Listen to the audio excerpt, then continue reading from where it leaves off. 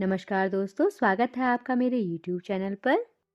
आज हम सुनेंगे धनतेरस की एक पौराणिक कथा। कथा को शुरू करें इससे पहले यदि आप चैनल पर नए हैं तो चैनल को लाइक, शेयर एंड सब्सक्राइब करना ना भूलें। तो चलिए शुरू करते हैं आज की कथा। धनतेरस की एक पौराणिक कथा। जब एक किसान के घर ठहर गई माँ लक्ष्मी। कार्तिक कृष्ण पक्ष की त्रयोदशी तिथि के दिन धनतेरस का पर्व पूरी श्रद्धा व विश्वास के साथ मनाया जाता है। धनवंतरी के अलावा इस दिन देवी लक्ष्मी और धन के देवता कुबेर की भी पूजा करने की मान्यता है। इस दिन को मनाने के पीछे धनवंतरी के जन्म लेने की कथा के अलावा इसके बारे में एक दूसरी कहानी भी प्रचलित है। कहा जाता है कि एक समय भगवान विष्णु मृत्युलोक में विचरण करने के लिए आ रहे थे। तब लक्ष्मी जी ने भी उनसे साथ चलने का आग्रह किया। तब विष्णु जी ने कहा कि यदि मैं जो बात कहूँ तुम अगर वैसा ही मानो तो फिर चलो।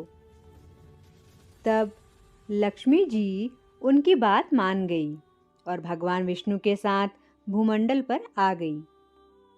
कुछ देर बाद एक जगह पर पहुंचकर भगवान विष्णु जी ने लक्ष्मी जी से कहा कि जब तक मैं ना आऊं तुम यहाँ ठहरो। मैं दक्षिण दिशा की ओर जा रहा हूँ, तुम उधर मत आना। विष्णु जी के जाने पर लक्ष्मी जी के मन में कौतूहल जागा कि आखिर दक्षिण दिशा में ऐसा क्या रहस्य है जो मुझे मना किया गया है, और भगवान स्वयं चले गए। लक्ष्मी जी से रहा ना गया और जैसे ही भगवान आगे बढ़े लक्ष्मी जी भी पीछे पीछे चल पड़ी। कुछ ही आगे जाने पर उन्हें सरसों का एक खेत दिखाई दिया जिसमें खूब फूल लगे हुए थे। सरसों की शोभा देखकर वह मंत्रमुग्ध हो गई और फूल तोड़कर अपना श्रृंगार करने के बाद आगे बढ़ी। आगे जाने पर एक गन्ने के खेत से लक्ष्मी जी गन्ने तोड़कर रस चूसने लगी। उसी क्षण विष्णु जी आए और यह देख लक्ष्मी जी पर नाराज होकर उन्हें श्राप दे दिया कि मैंने तुम्हें इधर आने को मना किया था पर तुम ना मानी और इस किसान की चोरी का अपराध कर बैठी। अब तुम इस अपराध के जुर्म में इस किसान की 12 वर्ष तक सेवा करो। ऐसा कहकर भगवान उन्हें छोड़कर क्षीर सागर चले गए। तब लक्ष्मी जी उस गरीब किसान के घर रहने लगी। एक दिन लक्ष्मी जी ने उस किसान की पत्नी से कहा कि तुम स्नान कर पहले मेरी बनाई गई इस देवी लक्ष्मी का पूजन करो, फिर रसोई बनाना, तब तुम जो मांगोगी मिलेगा। किसान की पत्नी ने ऐसा ही किया। पूजा के प्रभाव और लक्ष्मी की कृपा से किसान का घर दूसरे ही दिन से अन्न, धन, रत्न, स्वर्ण आदि से भर गया। लक्ष्मी जी ने किसान को धन धान्य से पूर्ण कर दिया।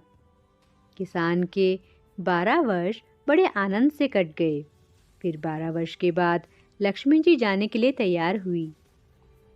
विष्णु जी लक्ष्मी जी को लेने आए तो किसान ने उन्हें भेजने से इनकार कर दिया। तब भगवान ने किसान से कहा कि इन्हें कौन जाने देता है, ये तो चंचला हैं, कहीं नहीं ठहरती। इनको बड़े बड़े नहीं रोक सके। इनको मेरा श्राप था, इसलिए 12 वर्ष से तुम्हारी सेवा कर रही थी। तुम्हारी 12 वर्ष सेवा का समय पूरा हो चुका है।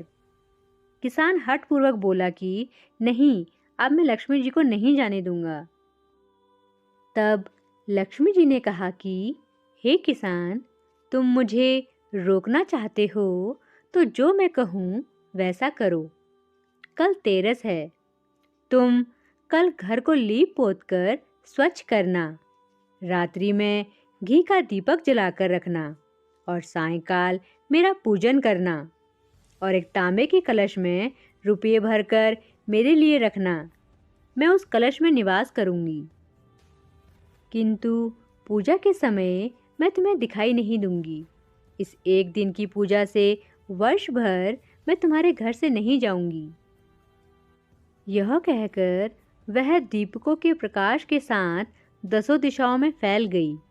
अगले दिन किसान ने लक्ष्मी जी के कथानुसार पूजन किया। उसका घर धन धान्य से पूर्ण हो गया। इसी वजह से हर वर्ष तेरस के दिन लक्ष्मी जी की पूजा होने लगी। जय माँ लक्ष्मी।